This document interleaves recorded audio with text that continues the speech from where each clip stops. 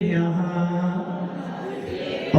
नमः सिद्धेभ्यः यदर्चाभावेन पवतितमनादरेन्द्रियः छनादासितसरणि गणगणितमध्यासकनिधि लभन्ते सतिभक्त्या शिवसुखसमाजं किमु तदा महावीर स्वामी महावीर स्वामी महावीर स्वामी नयन प्रतिगामी भवतु मे गुरुवाह पंथनो नित्यं ज्ञान दर्शन नाहिका चारित्राणां गंभीरा मोक्ष मार्गोपदेशिका पंचप्रवृत्ति भगवान की एकनाथनाथ भगवान की अंतिम सत्संगति भगवान महावीर स्वामी की आचार्य श्री कुंद कुंद भगवंत की आचार्य श्री विमल शंकर जी महाराज की आचार्य गुरुदेव सरस्वती शंकर जी महाराज की 3 करोड़ मणि राजों की द्वादशांजन मणि माता की बोली परम पूज्य दिव्य तपस्वी अध्यात्म राजसंत आचार्यदेव श्री सुंदर सागर जी महाराज की समस्त आचार्य संघ की भव्य आत्मा भगवान महावीर जिनकी वीतराग मुद्रा का अवलोकन कर जिनकी वीतराग देवता को सुनकर आज भी भव्य जी अपना मोक्ष मार्ग प्रशस्त कर रहे हैं।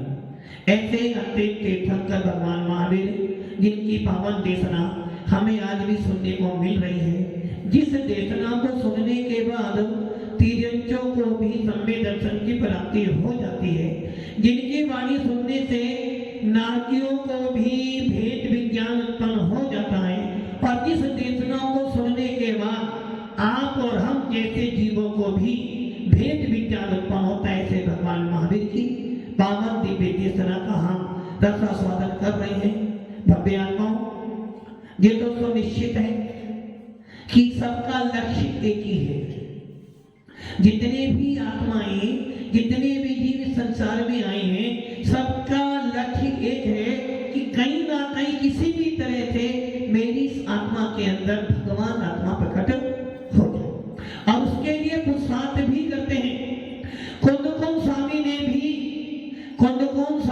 भी इसी परमात्मा को प्रकट करने के लिए निर्गंध वेश धारण किया, और सिमंदर स्वामी के पास में जाकर उस विदेश क्षेत्र में जाकर उन तीर्थंकर की वाणी को सुनने के बाद इस भारत क्षेत्र में आकर हम जैसे अज्ञानी जीवों के लिए, हम जैसे भव्य जीवों के लिए, हम जैसे भेद विज्ञानी जीवों के लिए शास्त्रों की रचना करी, ताकि आपको भी शुद्ध आत्मा का बोध हो, आपको भी शुद्ध आत्मा की प्रतीति हो, और आप भी उस शुद्ध आत्मा का प्राप्ति करने का पुरुषार्थ कर सको।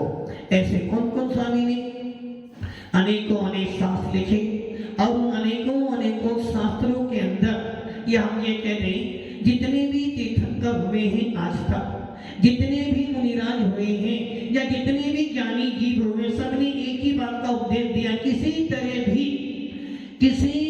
भी अपनी इस आत्मा के अंदर भगवान आत्मा को उत्पन्न कर ले। जो कि यदि एक बार तुझे भगवान आत्मा का आनंद आ गया, यदि तुझे एक बार भगवान आत्मा की पहचान हो गई, यदि तुझे एक बार भगवान आत्मा के अंदर लगन लग गई, तो निश्चित है कि तू संसार में अधिक समय तक रह नहीं सकता है। इसलिए आचार्य भगवत ने लिखा कि हमारे पास 3 चीजें हैं, सम्यक दर्शन, सम्यक ज्ञान और सम्यक चारित्र। इसे कहते हैं रत्नत्रय। जब आप लोग तत्वान सूत्र पढ़ते हो, या समय साथ पढ़ते हो, या जब भी किसी मुनिनाथ को देखते हो, क्या कहते हो? रत्नत्रयधारी।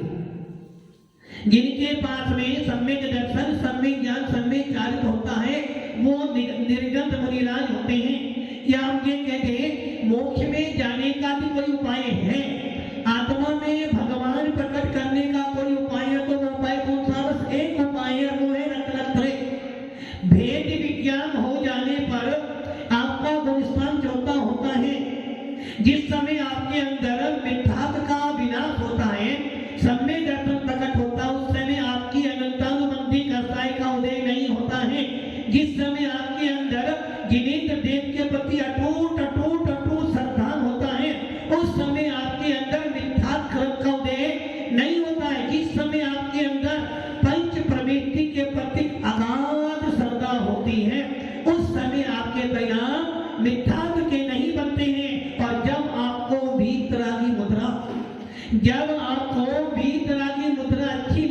तो आपके भाव ऐसे होते हैं कि वास्तव में धन्य हूं मैं जो मुझे आज भी उस वीतराग मुद्रा के अवलोकन करने का सौभाग्य प्राप्त हुआ है।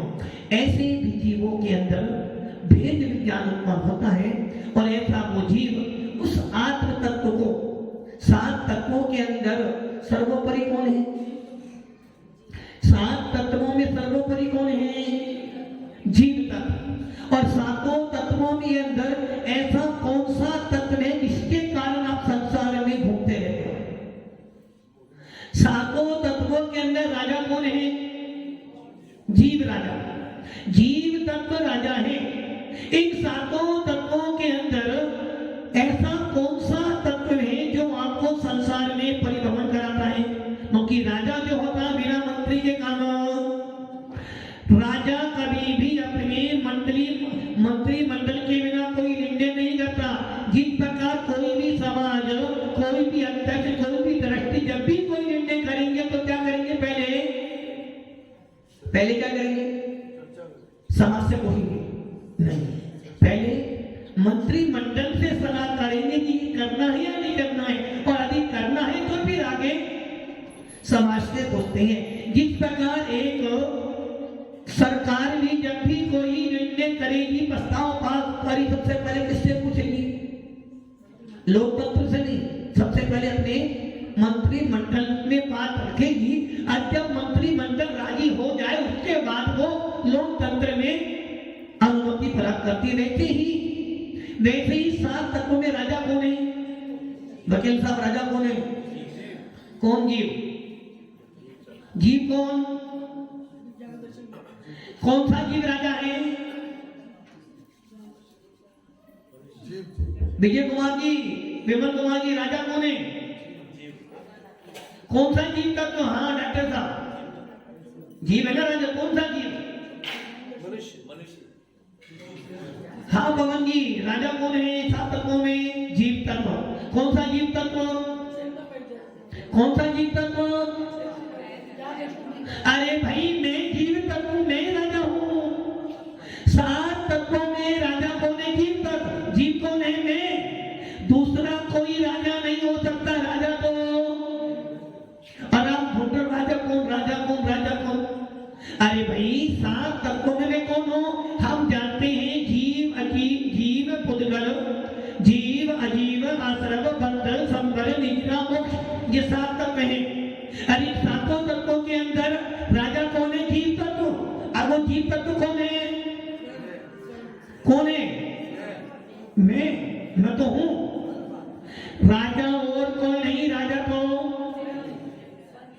ओसा जी, राजा कौन है? मैं।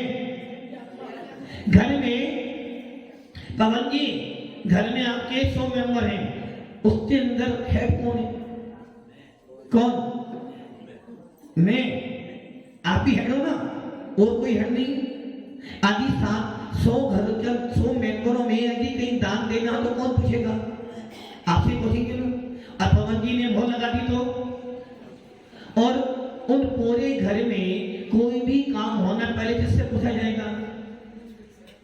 मेरे से। अच्छा, अब ये बताओ, उन 100 मेंबरों में जब कर्म आएंगे, जब कर्मों का आश्रय होगा, वो किससे पूछेगा? पवन जी से पूछेगा। मैं जाऊं नहीं जाऊं? क्यों? Head of department. Head of department कौन है? पवन जी है।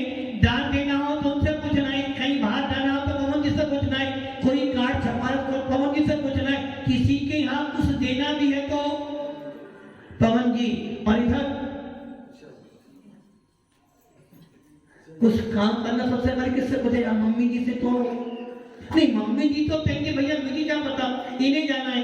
कौन होगा हेड ऑफ डिपार्टमेंट? हाँ संतोष जी, कौन हेड ऑफ डिपार्टमेंट? कौन है? दिनेश जी। यदि कहीं जाना तो उनके बिना तो उनसे पूछना पड़ेगा ना। अब ये सोचो, जब तुम्हारे पास कर्म आएंगे, जब तुम्हारे पास कर्म आएंगे तो वो किससे पूछेगा? किससे पूछेगा? क्यों? जब तुम्हें खाना खाना हो, बाजार जाना हो, घूमने जाना हो, दान देना हो, किससे पूछना पहले?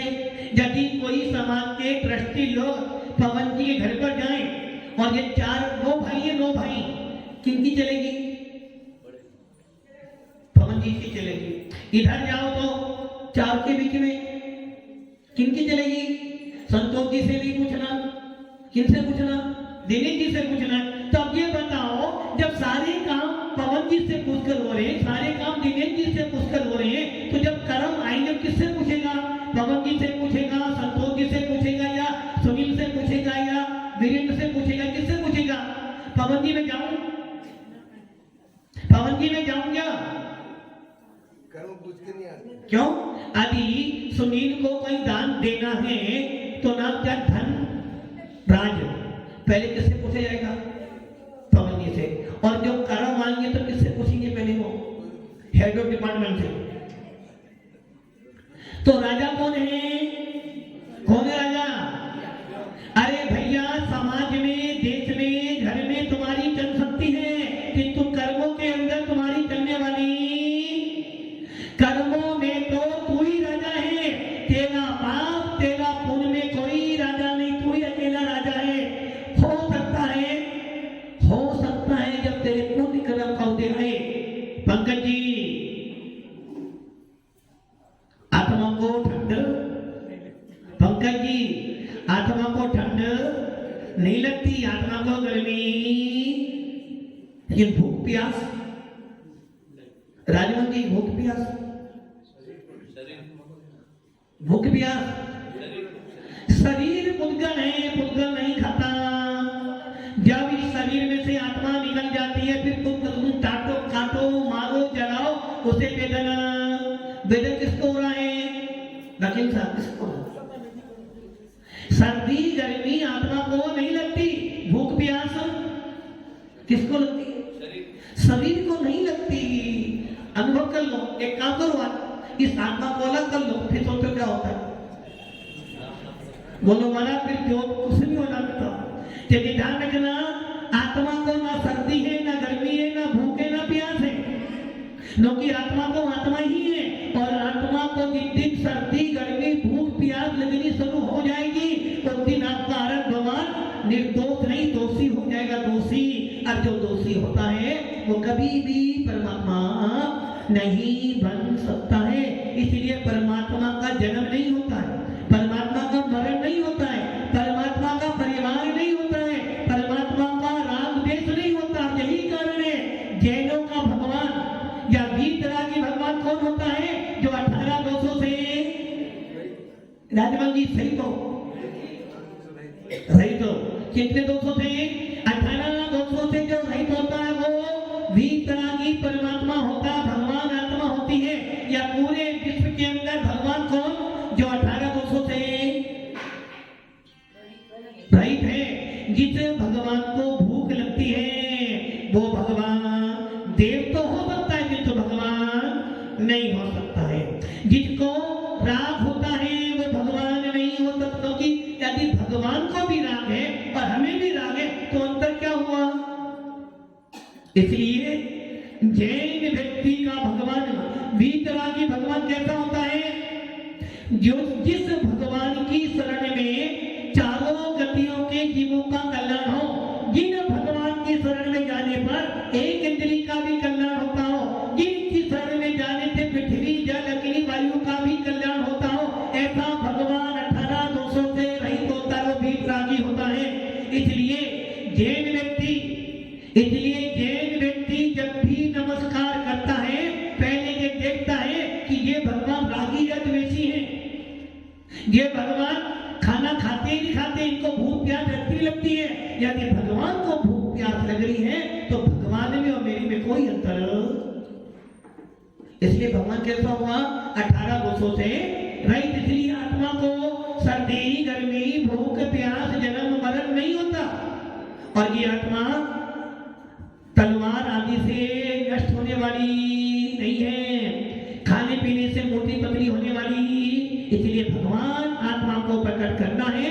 यदि इस आत्मा के अंदर परमात्मा को देखना चाहते हो तो सबसे पहले ये निर्णय कर ले कि तेरी आत्मा एकदम 18 दोषों से रहित होने वाली सामर्थ्य से सहित है। आत्मा को सर्दी घुटने, घुटने खराब नहीं होते, तो आपके लिए ना, वो तो किसी और की है, शरीर की है। आत्मा तो एकदम निरोगी है, निरोगी। इसीलिए जब ध्यान करते हो निरोगो हम, आत्मा कैसी निरोगी? आत्मा को पकड़ने वाला कोई भी नहीं। आत्मा को पकड़ने वाला तो मात्र एक आत्मा का अनुभव करने वाला हो सकता है। इसलिए सातों तत्वों में राजा कौन है? जीव तत्व। सातों तत्वों में राजा कौन है? जीव तत्व। और जीव तत्व कौन है?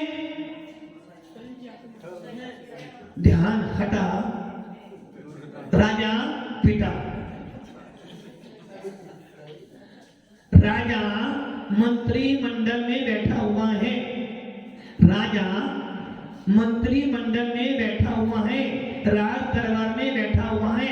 यदि राजा थोड़ा से भी अपने ध्यान को इधर उधर करेगा तो घटना तो घटेगी, और यदि घटना घटेगी तो राजा को भी। सात तत्वों में राजा कौन है? जीव तत्व। कौन सा जीव तत्व? कौन सा जीव तत्व? आपका, दिनेश जी का, आपका। तो एक काम करो, आज आप माता जी बन जाओ। माता जी वहां से परमिशन आ रही, बना दो। आज माता जी बन जाओ। उषा जी, राजा होना, अपनी आत्मा के मालिक हो, अपनी आत्मा के स्वामी होना, तो आज माता जी बन जाओ। बन सकते हो? वो इससे आवाज आ रही है, सम्मत है, बन सकती है? बनना है? महाराज जी बन तो जाओ, किंतु अभी दिनेश जी से परमिशन। अरे भाई, जब तुम राजा हो ना, पवन जी महाराज बन सकते हो, सामर्थ है। कितनी सामर्थ है आत्मा में? अनंत। महाराज बनने की सामर्थ है, बन सकती, योग्यता है, पात्रता है। देखिए कहां पर है। अरे महाराज, वो होम मिनिस्टर थोड़ी बीमार है ना, चिंता है। अरे भैया, जब तू राजा है ना, राजा को किसी से पूछने की जरूरत। जब मरोगे किससे पूछोगे? धन्यवाद जी, जब ऊपर जाओगे किससे पूछोगे? डॉक्टर पुनीत जी से। किससे पूछोगे? नहीं पूछोगे। और दान देना हो तो किससे पूछोगे? किससे? धनवान जी, यदि दान देना तो किससे पूछोगे? पुनीत से पूछोगे। और किससे पूछोगे? अपने बल से। बल से, बल कौन नहीं, दल और बल। बल मतलब गृह मंत्री, होम मिनिस्टर। बल मतलब बच्चे, पोता। किससे पूछोगे दान देने के लिए?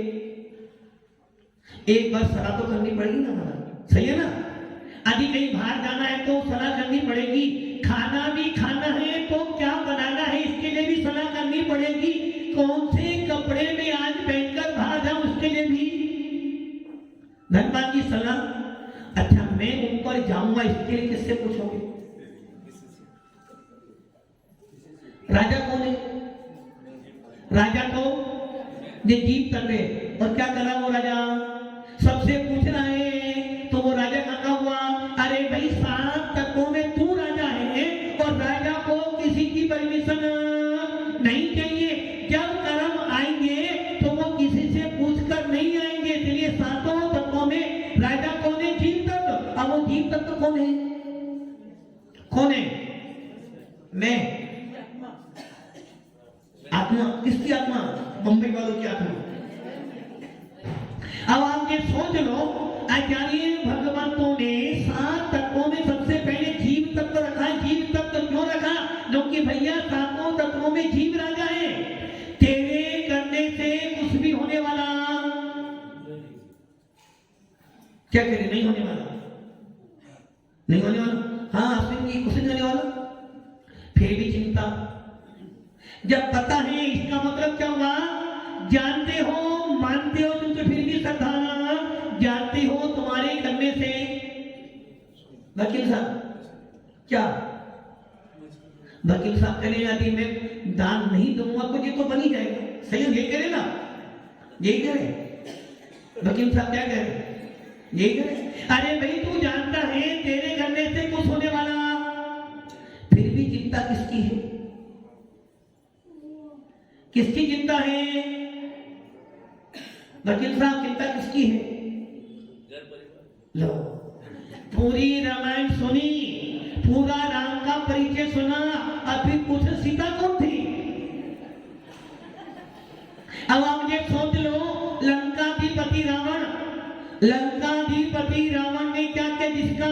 जिसकी लंका सोने की लंका थी, जिस राजा रावण ने अपने जिनेंद्र देव की अनाथ भक्ति की, जिस रावण की भक्ति को देखकर धर्मेंद्र का आसन भी कंपायमान हुआ, जिस रावण की भक्ति को देखकर अधोलोक का अधिपति उसके चरणों में गिर गया, वो लोग मान रहे तुझे क्या मानना है?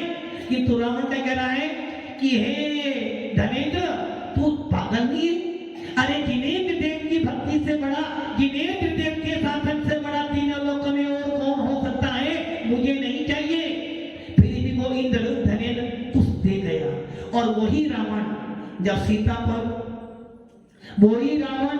को देखा तो भूल गया, ये भूल गया कि मेरे करने से कुछ नहीं होने वाला। क्या करा उसने? सीता का हरण करा। वो ये भूल गया कि तू भले ही लंकाधिपति हो, भले ही विद्याधरों का स्वामी हो, भले ही तू राक्षस वंश का हो, किंतु तूने क्या किया है? तूने दूसरे की संपत्ति पे हाथ डाला है, तूने दूसरे के बारे में सोचना शुरू किया, तेरा बुरा होने वाला है। और हुआ क्या?